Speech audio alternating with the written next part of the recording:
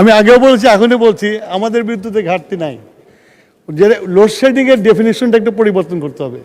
মাননীয় সদস্য মোহাম্মদ গোলাম রসুল, যশোর ৪, প্রশ্নটি উত্থাপন করুন। মাননীয় স্পিকার, আপনাকে ধন্যবাদ। ঈদের শুভেচ্ছা, ঈদ মোবারক। আমি আমার তারকা চিহ্নিত প্রশ্ন উত্থাপন করছি। 88/4 বিদ্যুৎ জ্বালানি খনন সম্পদ মন্ত্রী মহোদয় অনুগ্রহ করে বলিবেন কি, বর্তমান তীব্র দাবদাহের কারণে দেশ জুড়িয়া বিদ্যুতের চরম ঘাটতি ও লোডশেডিং দেখা দিয়েছে, তাহা মোকাবেলা করার জরুরি পরিকল্পনা কী? ইহা সত্য কিনা যে নোয়াপাড়া শিল্প অঞ্চল, খুলনা বিভাগের গুরুত্বপূর্ণ বাণিজ্যিক এলাকাগুলোতে ঘন ঘন লোডশেডিংয়ের কারণে কলকারখানার উৎপাদন মারাত্মকভাবে ব্যাহত হইতেছে এবং চলতি শেষ মৌসুমে কৃষকের চরম সংকট পড়িয়াছে?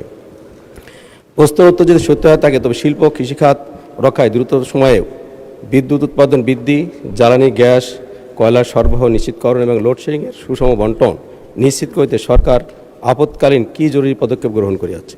মাননীয় স্পিকার, আপনাকে ধন্যবাদ। মাননীয় মন্ত্রী জনাব ইকবাল হাসান মাহমুদ। মাননীয় স্পিকার, চলমান গ্রীষ্মের মৌসুমে তাপমাত্রা অত্যাধিক বৃদ্ধির ফলে বিদ্যুৎ চাহিদার উল্লেখযোগ্য হারে বৃদ্ধি পেলেও সরকার পূর্ব পরিকল্পনা অনুসারে চাহিদা মোকাবেলার প্রয়োজনীয় ব্যবস্থা গ্রহণ করেছে। 2026 সালের পরিপ্রেক্ষিতে বিদ্যুতের চাহিদার বিপরীতে উৎপাদন পরিকল্পনা করা হয়েছে। সেই অনুযায়ী প্রয়োজনীয় জ্বালানি গ্যাস তরল জ্বালানি ব্যবহার করা হয়েছে। সর্বদা নিশ্চিত করার লক্ষ্যে সমন্বিত কার্যক্রম পরিচালনা করা হচ্ছে। এই সঙ্গে গ্যাস ভিত্তিক, কয়লা ভিত্তিক, তরল জ্বালানি ভিত্তিক বিদ্যুৎকরণ সর্বোচ্চ নিশ্চিত করার জন্য রক্ষণাবেক্ষণ যথাযথ পরিকল্পনার মাধ্যমে সম্পন্ন বিদ্যুৎ কেন্দ্রগুলো উৎপাদনের প্রস্তুত রাখা হয়েছে। বিদ্যুৎ উৎপাদনের ঘাটতিজনিত কারণে লোডশেডিংয়ের প্রয়োজন হয় না। তবে বিদ্যুৎ কেন্দ্রের জরুরি রক্ষণাবেক্ষণ, ঝড় বৃষ্টি, অন্যান্য প্রাকৃতিক দুর্যোগ সঞ্চালন বিতরণ লাইনে নির্ধারিত অনির্ধারিত রক্ষণাবেক্ষণ কার্যক্রমের কারণে কখনো কখনো সাময়িক বিদ্যুৎ বিভ্রাট ঘটতে পারে। নোয়াপাড়া অঞ্চল ও খুলনা বিভাগের গুরুত্বপূর্ণ বাণিজ্যিক এলাকাগুলিতে বর্তমানে লোডশেডিং নাই।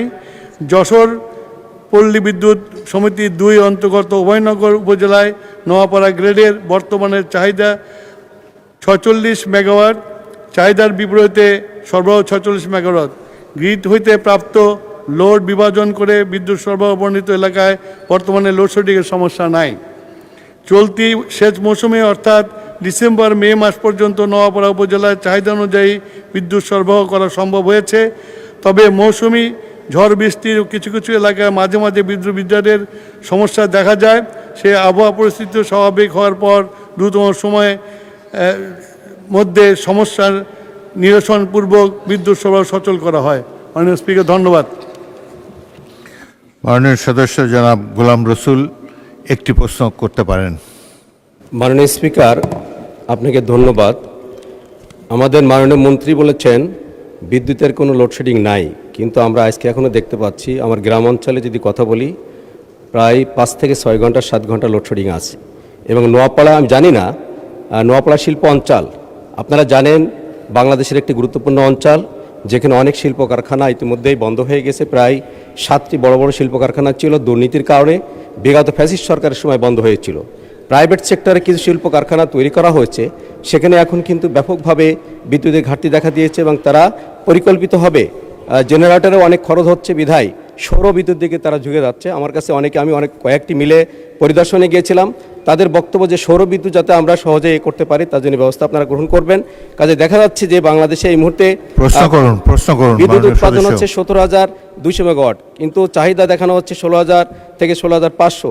কিন্তু এই ঘাটতিটা কোথা থেকে আসছে এটা আমরা বুঝতে পারছি। মাননীয় মন্ত্রী, ঘাটতি কেন? স্পিকার, আমি আগেও বলছি, এখনই বলছি, আমাদের বিদ্যুতে ঘাটতি নাই। যে লোডশেডিংয়ের ডেফিনিশনটা একটু পরিবর্তন করতে হবে।